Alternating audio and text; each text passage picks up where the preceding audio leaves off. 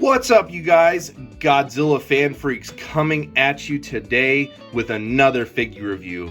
And today we are going to be taking a look at kind of an older figure, kind of a rip-off bootleg figure, but also not really. It came from a legit company. This here is the Imperial, what I like to say, Gigan, before he was actually Gigan. This is Origins Gigan. I don't really even know what to call it, in all honesty. It's just Gigan before he was Gigan. That's what I like to think about this figure as. He doesn't have any of the cybernetic parts yet or anything. I like to think that this is the alien species or kaiju that the aliens kidnapped and dissected him and transformed him into the cyborg Godzilla death machine as we know Gigan to be.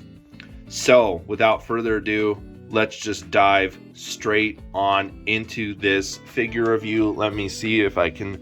It's kind of a little weird weather day today. It's kind of overcast and sunny, if that makes sense. Let me just see if of course my light, let me turn on my little overhead light here, see if this helps any.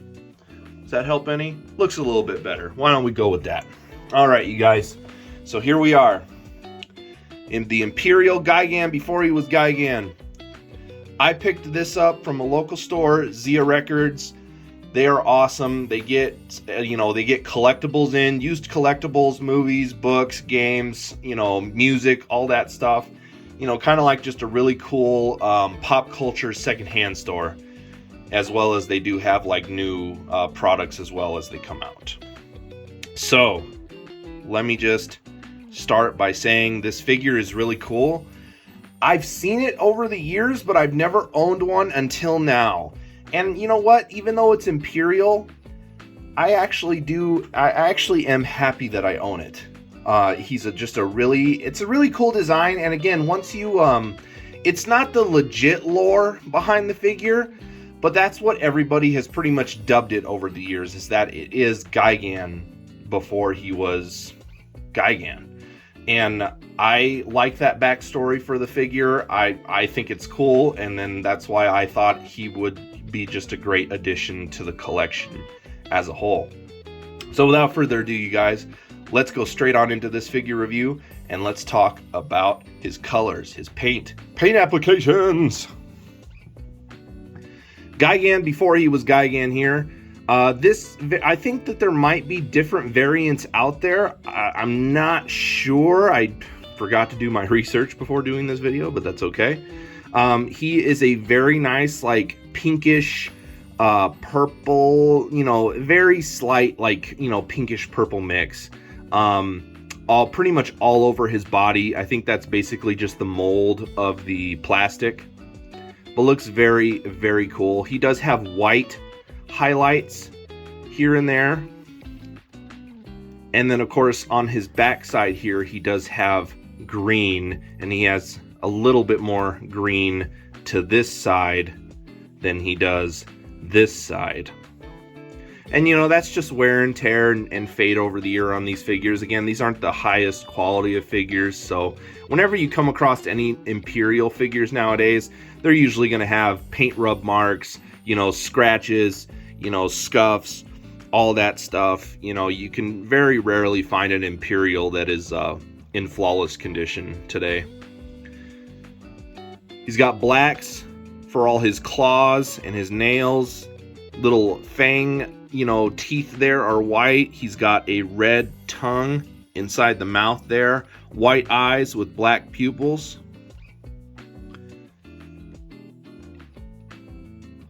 But again, I dig the look of this figure. I like the adopted story and lore behind it. That's what really sold me on it. Next up, detail. Detail's pretty much all here.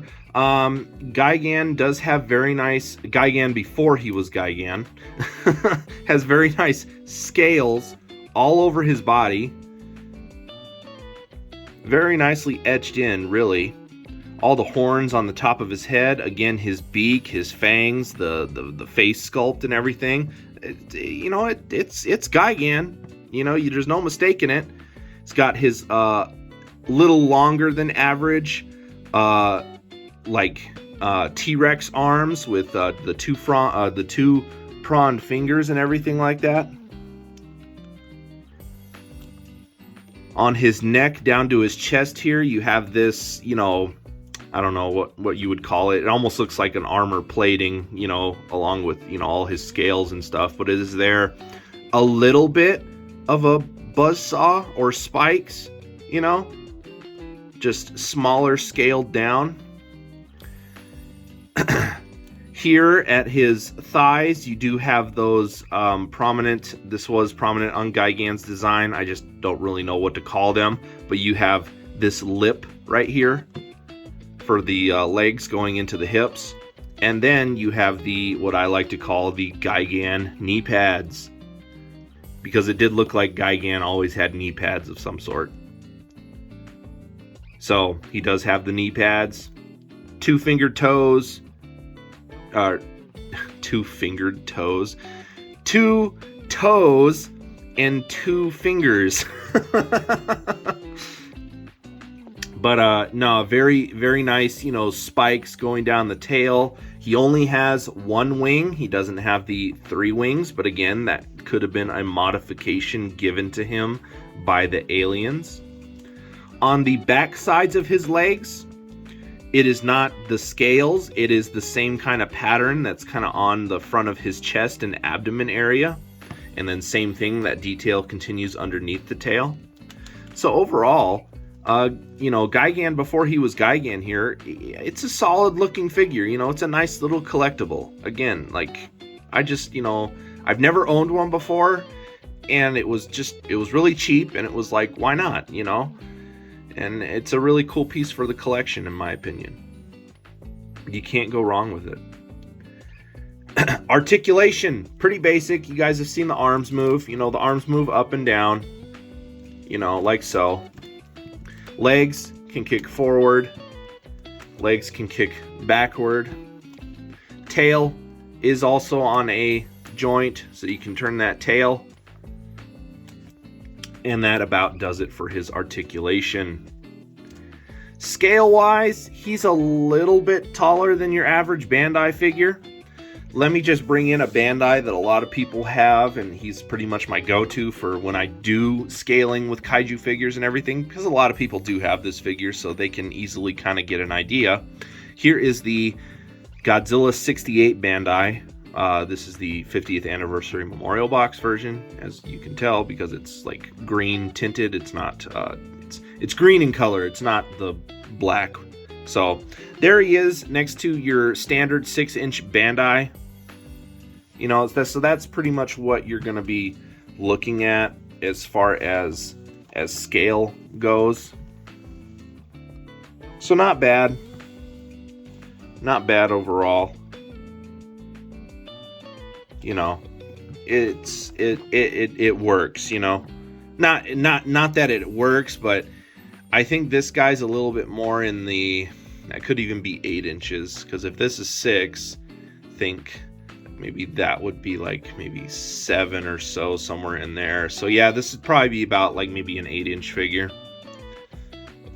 So that is what you are looking at. And that just about does it, you guys. That was paint, detail, articulation. And that does it for this figure review. Pretty short and sweet, simple, and yeah. So without further ado, you guys, like always, we are Godzilla Fan Freaks. Please comment, like, and subscribe. Atomic blast that notification bell. Don't forget to like and follow Godzilla's Fan Freaks on Facebook, and don't forget to follow Godzilla Fan Freaks on Instagram as well, just so you can stay updated with everything. Make sure you don't miss any segments of my Kaiju Chill O'Clock show that I do every week. And yeah, you guys, so without further ado, hope you enjoyed my review on this Imperial Gigan before he was Gigan. We are Godzilla Fan Freaks, and we will see you in the next video.